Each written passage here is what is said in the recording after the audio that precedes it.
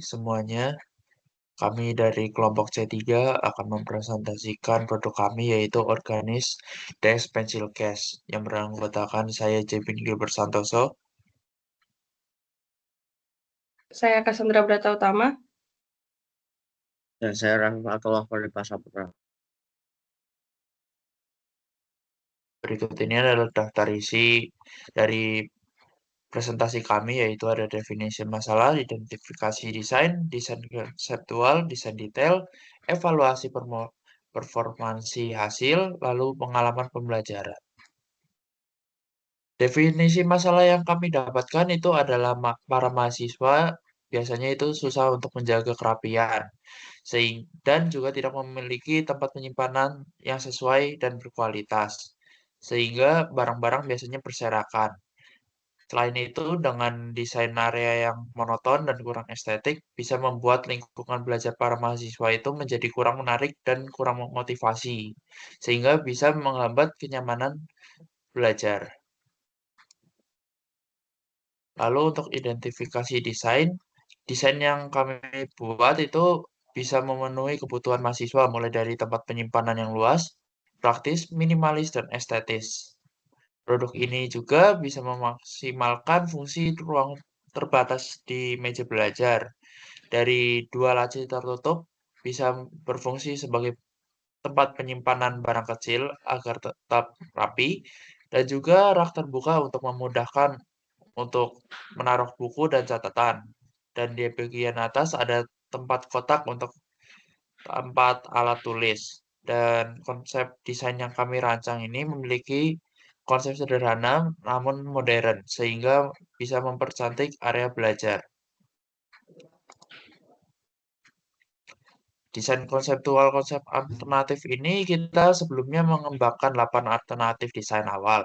Masing-masing memiliki spesifikasi yang berbeda-beda. Seperti contohnya untuk yang paling tinggi kita ambil adalah alternatif 3 dengan ukuran 37 kali 22 kali 39 cm dengan biayanya yang tergolongnya rendah tetapi materialnya efisien dan beratnya ringan.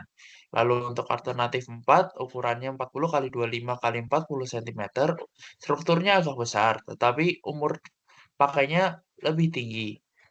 Dan alternatif 8 memiliki 51 kali 36 kali 46 cm, memiliki material yang tahan lama, nilai skor yang keseluruhan paling tinggi. Lalu kita masuk ke evaluasi alternatifnya. Evaluasi konsep dilakukan dengan menggunakan metode pembobotan berdasarkan 6 kriteria utama, yaitu ada umur pakai, biaya produk, material, berat, ukuran, dan perawatan. Masing-masing kriteria diberi bobot sesuai kepentingannya, di mana umur pakai menjadi kriteria paling dominan, diikuti oleh biaya produk dan material. Dari 3 alternatif tertinggi, terpilihlah alternatif 3 karena memiliki keseimbangan yang baik antara biaya rendah, ukuran yang ideal, dan penggunaan material yang efisien. Oleh karena itu, alternatif ini dipilih untuk dijadikan konsep akhir dan dijadikan dalam dasar pembuatan sketsa desain serta perakitan produk. Lalu untuk seleksi konsep, berdasarkan evaluasi yang telah kami lakukan, alternatif 3 itu dipilih menjadi konsep akhir karena memiliki skor tertinggi yaitu 260, memiliki ukuran yang optimal yaitu 37 kali 22 kali 39 cm, dan memiliki material dan bobot yang seimbang. Dan juga alternatif ini telah dibuatkan sketsa konsep akhir dan digunakan sebagai dasar dalam desain rinci dan manufaktur. Fitur utama produk dan cara kerjanya. Untuk fitur utama dari produk kami, memiliki kotak pensil tambahan yang menempel di sisi samping, memiliki silikon anti-slip, sekat dengan ukuran berbeda untuk fungsi spesifik. Lalu untuk cara kerjanya, alat tulis seperti pensil, pulpen, penggaris dapat diletakkan di bagian kotak pensilnya. Laci bawah digunakan untuk menyimpan barang penting seperti buku atau barang-barang pribadi. Kotak tidak mudah tergelincir karena memiliki silikon anti-slip. Lalu ada kotak terbuka di bagian tengah yang dapat digunakan untuk memajang barang, menaruh cermin, atau menata buku-buku. Lalu untuk analisis, eksperimen, dan model, Kita di sini menggunakan material kayu jati Belanda. Kayu jati Belanda ini memiliki kerapatan yang tinggi, yang berarti kayunya kuat dan kokoh. Penyerapan airnya rendah, yang dimana kayunya membutuhkan finishing pelindung. Lalu untuk modulus elastisitas dari kayunya, elastis dan lentur, yang berarti kayunya akan aman dari patah. Dan modulus of rupture-nya, kaku tahan tekanan beban alat tulis. Produk sudah kami rancang menggunakan software SolidWorks, dan didapatkan volume produk adalah seperti yang ditampilkan. Lalu untuk analisis desain detail yaitu kita mencari massa dari produknya tersebut menggunakan Rho dikali massa dibagi volume. Nanti yang dicari massa jadi Rho dikali volume. Volumenya digunakan dalam SolidWorks yang tertera tadi dan massa jenis dari kayu jati Belanda sehingga didapat sebesar massa produknya 3,6 kg. Lanjut. Terus untuk bahan yang digunakan itu kayu jati Belanda. Bahan utama rangka dan susunan rak dipilih karena ringan, mudah dibentuk, dan estetik. Kemudian anti slip silikon ditempel di bagian permukaan rak, bawah rak untuk mencegah barang kotak agar tidak tergelincir. Alat yang digunakan itu ada gergaji kayu dan gergaji besi, meteran dan penggaris siku, lem presto, palu, dan paku. Proses pembuatan, satu pengukuran dan penandaan penggunaan meteran dan penggaris siku untuk menentukan ukuran komponen dari produk. Kemudian, pemotongan kayu sesuai ukuran desain menggunakan gergaji kayu atau besi.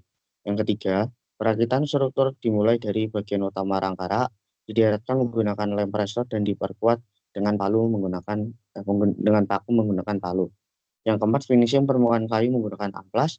Dan yang kelima, pemasangan anti-slip silikon di bagian atas dan bawah rak sebagai fitur tambahan. Kemudian evaluasi performansi hasil kompetensi desainnya. Yang pertama, kesesuaian dengan kebutuhan, yaitu desain rak mampu memenuhi kebutuhan penyimpanan alat tulis, ukuran dan bentuk sesuai dengan ruang kerja dan meja. Kemudian uji stabilitas dan kekuatannya, struktur tetap stabil dan tidak bergoyang saat digunakan. Yang ketiga, efektivitas fitur tambahannya, yaitu anti-slip. Silikon terbukti efektif mencegah produk tergelincir dan menambah keamanan dan kenyamanan pengguna. Yang keempat ada estetika dan ergonomi, yaitu desain minimalis dari kayu jati Belanda memberikan kesan natural dan estetik. Kemudian mudah dijangkau dan tidak menahan banyak tempat.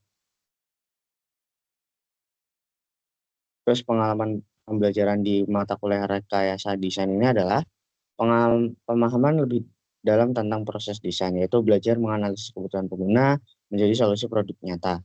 Mempelajari alur desain dari konsep awal, sketsa, pembagian bahan, hingga perakitan.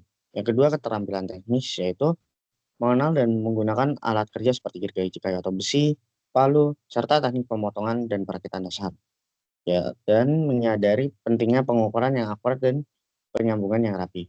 Kemudian untuk kerja sama tim dan komunikasi, yaitu pembagian tugas yang jelas dan mempercepat proses, diskusi membantu menggabungkan ide dan menyelesaikan masalah yang muncul. Dan yang keempat adalah manajemen waktu dan perencanaan, yaitu mengatur jadwal kerja dengan keterbatasan waktu dan alat. Berikut merupakan video manufaktur dan demonstrasi produk. Silakan menonton.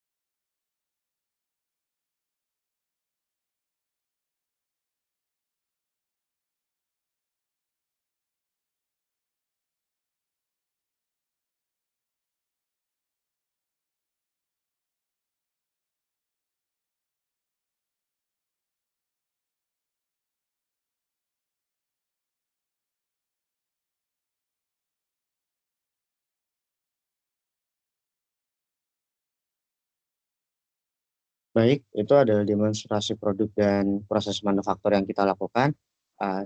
Sekian atas presentasi kami, terima kasih atas perhatiannya.